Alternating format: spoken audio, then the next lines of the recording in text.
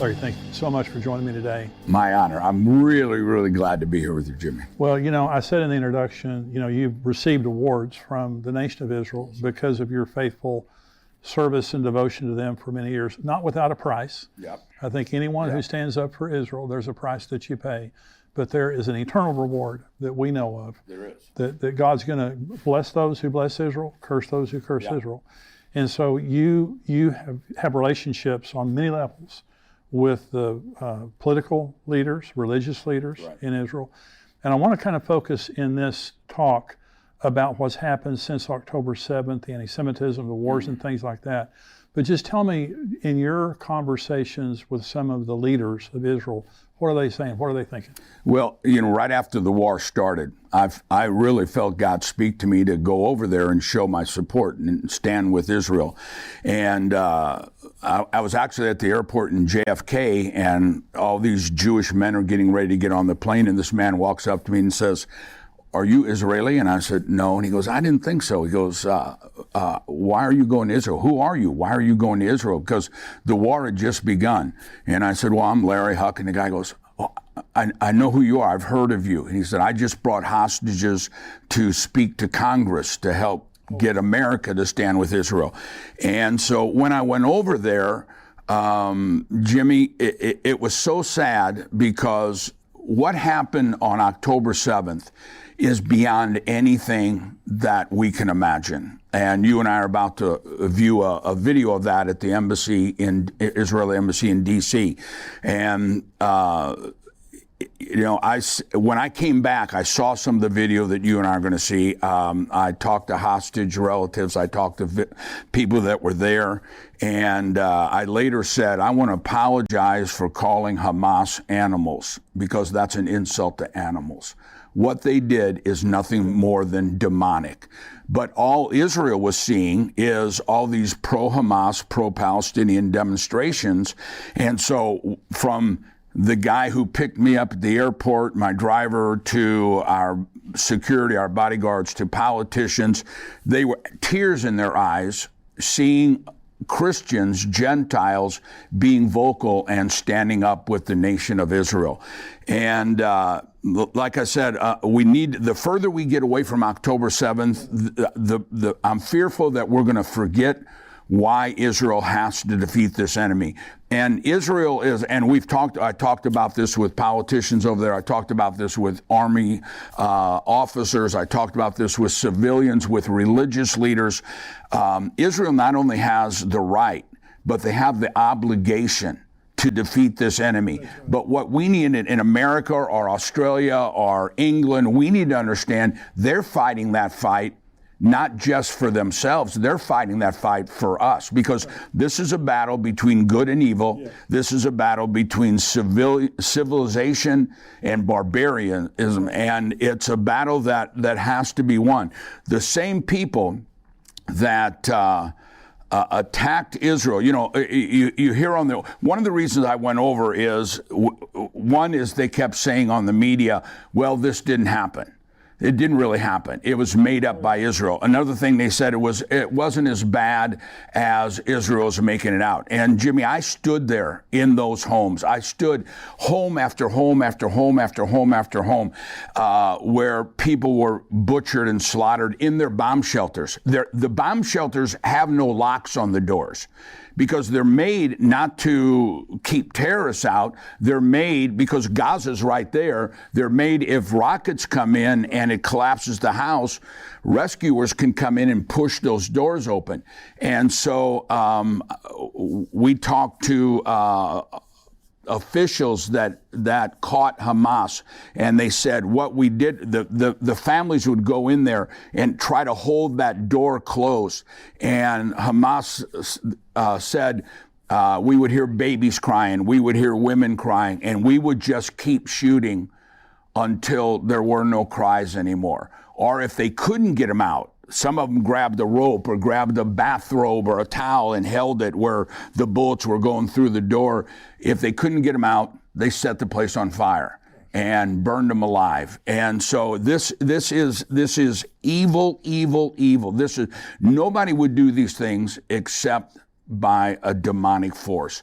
And so what we've got to realize is that, this is not only fulfillment of Bible prophecy for Israel, this is fulfillment of Bible prophecy with us standing or not standing with Israel. I've done dozens and dozens of interviews, and this really is for the church, Jimmy, I believe, an Esther moment. That when Mordecai said to Esther, and so many Christians, it baffles me, and I love doing this with you because you are so vocal on Bible prophecy, and you're very, very vocal on standing with Israel. Mordecai said to Esther, if you're silent during this time, don't think you and your family are going to escape. Right. But then he says, but God will raise somebody up that will stand with Israel. And so what God is saying is two things. One, if you're silent, Genesis 12 says, I will bless those who bless Israel, and I will curse those who curse Israel. He said, if you're silent, you and your family are going to pay the price. And you mentioned in your book about Amalek. Yeah. And about Haman being a descendant Absolutely. of that same spirit. This is the spirit of Amalek, and it's the spirit that wants to annihilate Israel.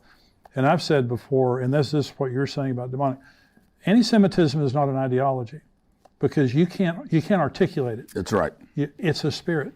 It's a spirit of hatred toward the Jews that can articulate the reason why.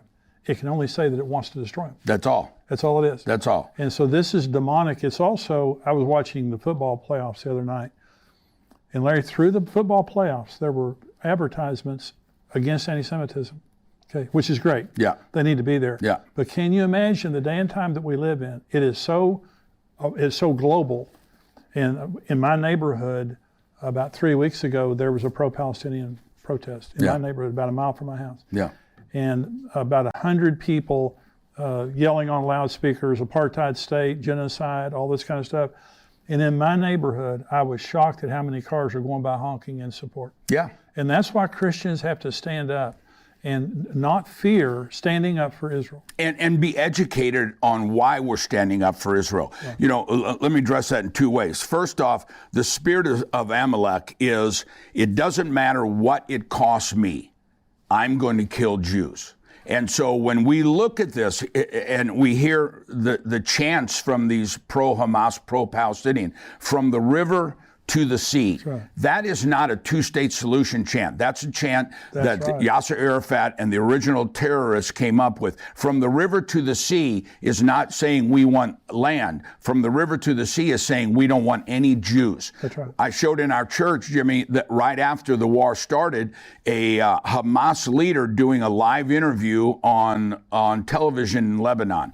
And he said, we will kill every Jew until we're finished. And the lady said, until you get the two-state solution. He goes, no, until there is no more Israel left. Right. And the thing that Americans and the rest of the world need to understand is on October 7th, when Israel was attacked, there was a ceasefire. We're hearing everybody say, we need a ceasefire. Yeah. There was a ceasefire in 1948. Israel didn't break that. There was a ceasefire in 1967. Israel didn't break that. Ceasefire in 1973. Israel didn't break that. Ceasefire on October 7th. Israel didn't break that. Right. Israel has had a ceasefire and won peace.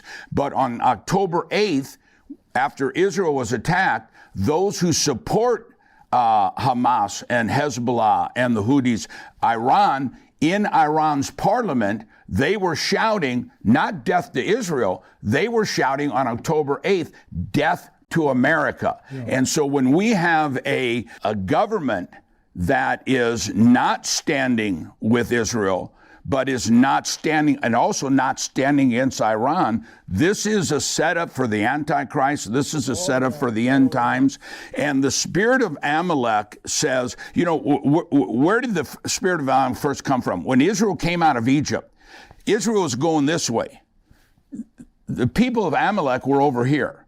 They came in behind Israel. Israel wasn't even heading towards them. No rhyme, no reason. They came in. And what does the Bible say? It says they attacked the weak, the women, the elderly, and the children. And God says, you will fight the spirit of Amalek for the rest of your life until the Messiah comes. On the day of the attack, the Torah portion for all of Israel was the portion of Noah. And it says, the world will be filled with violence. The word violence in Aramaic is Hamas. And he said, but at the end, this violence will be utterly destroyed. And so what we're seeing is a wake-up, I believe in all my heart, a wake-up call to the church, saying you better stop playing games. You better get serious about serving God. I think in a lot of ways, the church world has gotten kind of lukewarm, and we're just kind of going through the motions in a lot of ways. And this needs to be a wake-up call to realize when God prophesies something in the Bible, it is going to happen. Right. And anti-Semitism, we were talking about, look how fast this is changing. Yeah. It was just a few months ago, I was doing an interview and I said, to be anti-Semitic would not be politically correct. The new anti-Semitism is not down with the Jew. The new anti-Semitism is down with Israel. But since October 8th, this thing has come out of the closet, and instead of just saying down with Israel, you're seeing chanting all over the world, Hitler was right, the gas chambers were right, and so there's a rise of anti-Semitism, and this is a prelude to the very spirit that's going to be in the end times with the Antichrist, with the anti-God, with one world government, and this is a time, just like in Esther, that we need to make a choice. Hey, I want to invite you to come to our Tipping Point Conference that's coming up this year, September 21st, 2024 at Fellowship Church right here in the Dallas-Fort Worth Metroplex. We're expanding the conference this year to be Friday night and all day Saturday. I'll be there along with Pastor Jack Hibbs. He's going to be our special speaker on Friday night, along with Dr. Mark Hitchcock, Max Lucado, best-selling Christian author of all time, my dear friend, also a great prophecy teacher, Pastor Ed Young, Billy Crone, Jonathan Kahn. We have a great lineup of speakers. You're going to be there to worship, to fellowship, and to learn about what God is saying to us in these special times. I want you to come to the Tipping Point Prophecy Conference. If you're an endtimes.com subscriber, you get a 50% discount. Go right now and sign up. Well, it's a lot of pastors, I mean, you and I are both pastors. You want to be sensitive to people, and you don't want to be a mean, angry preacher, but you have to speak the truth. And when you speak the truth, some people won't like it. That's right. And they may leave your church. But if those people leave because of truth, did you really want them there? That's right. As loving as we can be, as gracious as we can be, we stand for Israel. And there are many Christians, Larry, that do not stand with Israel. Yeah. Replacement theology. Yeah. And they think, I heard a very famous preacher, this is back in the 80s, and he said, Israel is an armpit of a nation in the Middle East, and who should care? This was a very famous guy. And so, and I challenged him on it when I heard him say it. And so this is something that is spouted out there.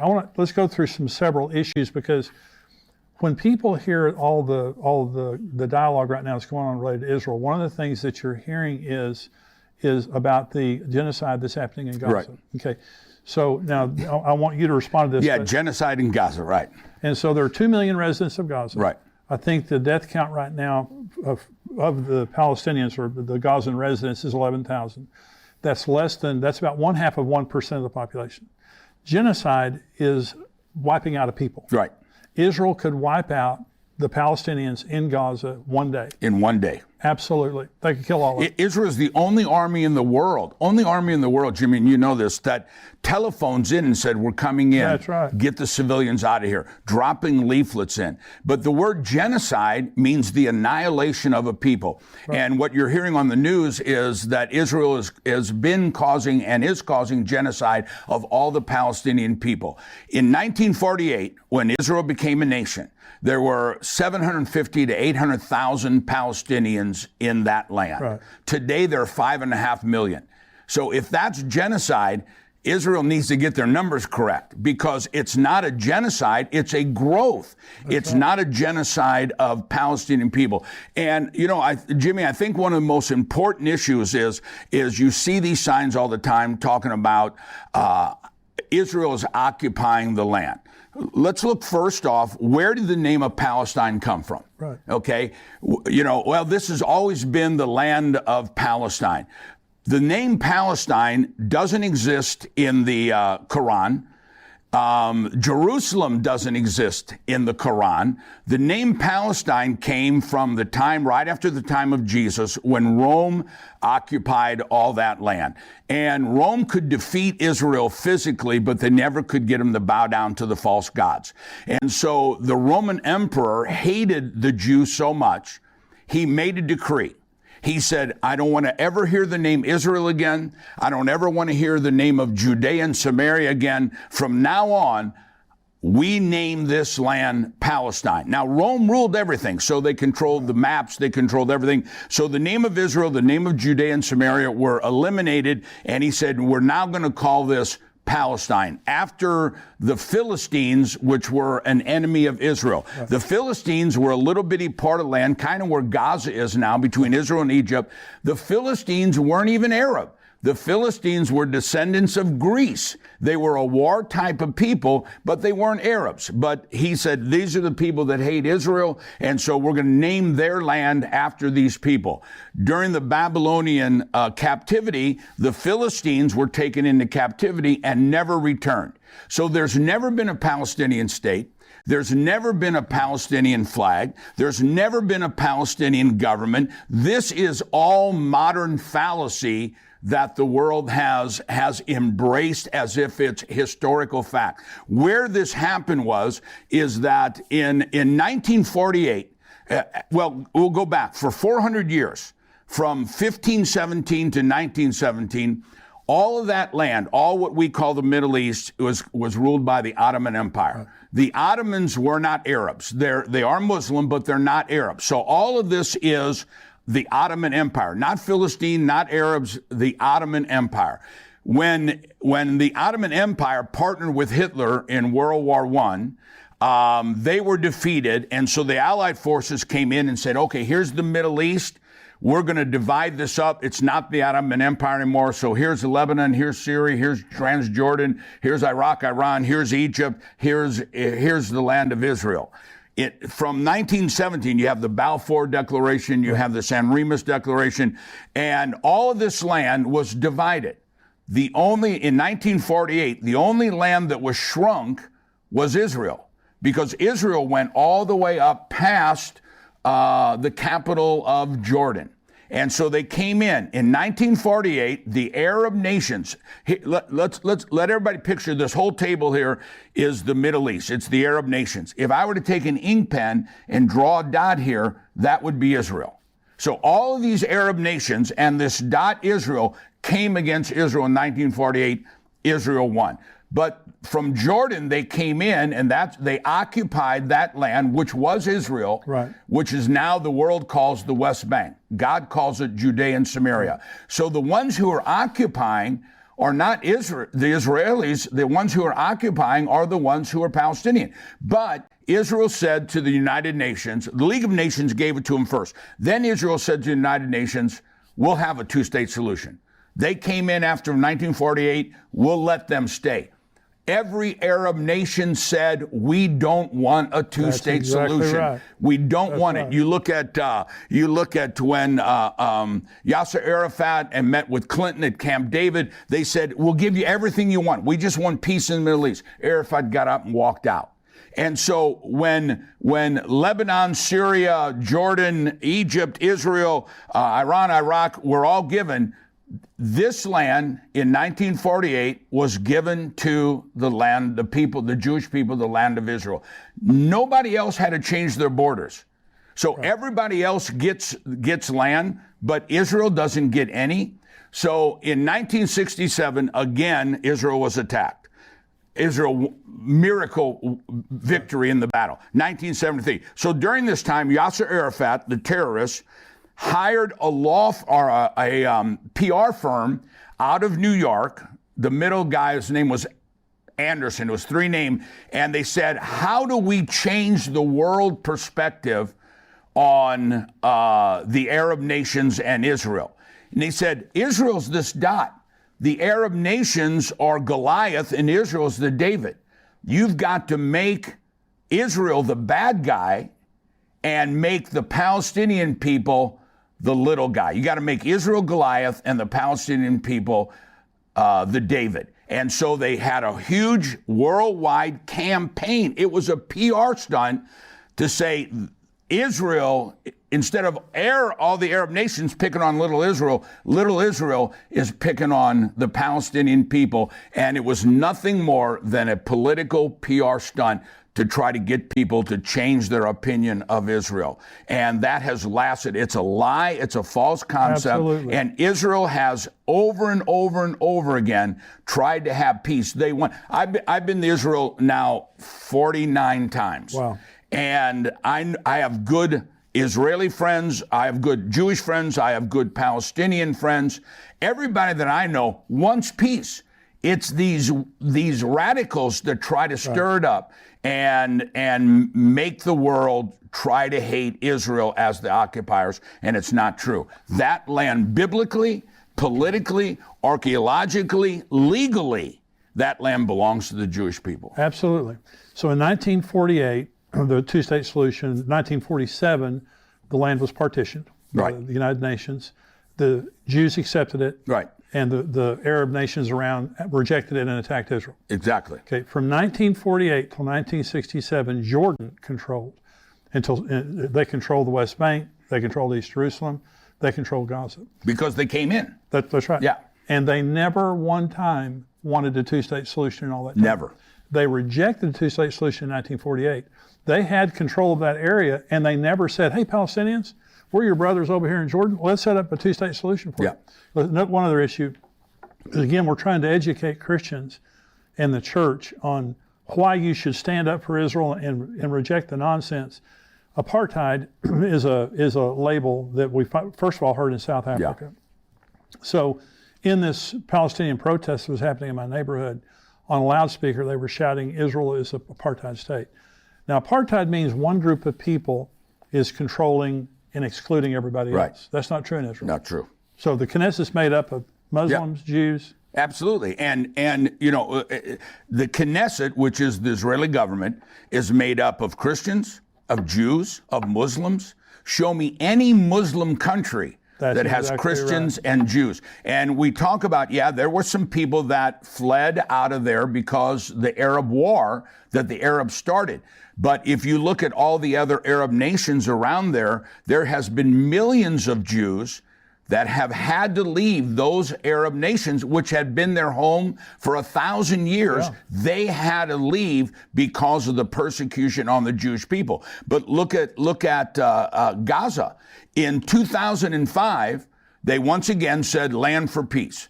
Land for, when President Trump was getting ready to run for the second term, he asked me to come up, and I met with his advisor, Jason Greenblatt, to Israel, myself and 5 or 6 other pastors.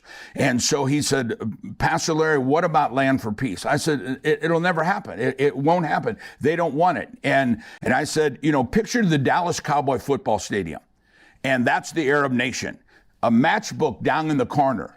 And they're saying, "Give us half that matchbook, and now we'll have peace." I said, "That's what happened in 2005." That's right. They said, "Give us Gaza." Gaza could have been a new Singapore. It could have been. It was unbelievably beautiful. They removed all these Jewish people out of there. They inherited all these farms and beautiful beaches and hotels. Since 2005, there has been, Jimmy, as you know, hundreds and hundreds of millions of dollars pumped into Gaza. And I just watched a Hamas leader on television probably about 3 or 4 weeks ago. And this interview said, of the hundreds of millions that have come in Gaza, you have 500 miles of underground tunnels for Hamas soldiers. But you don't have one bunker for Gaza civilian. There you go. And he said, "We're here for the soldiers. Let the UN worry about the civilians." And so when we're talking about, you brought up genocide, they use civilians, yes, they use Israeli civilians, and they use their own civilians. I saw an interview of a Hamas woman calling for God the judge Hamas, a civilian from Gaza, calling for God to judge Hamas because they're using her and her children as pawns in this and putting their own people to danger. And so there has never been, in reality, number one, there's never been a Palestine. That's number one. There's never been a Palestine. That's a modern day PR New York firm invention. That for 400 years, it was the Ottoman Empire.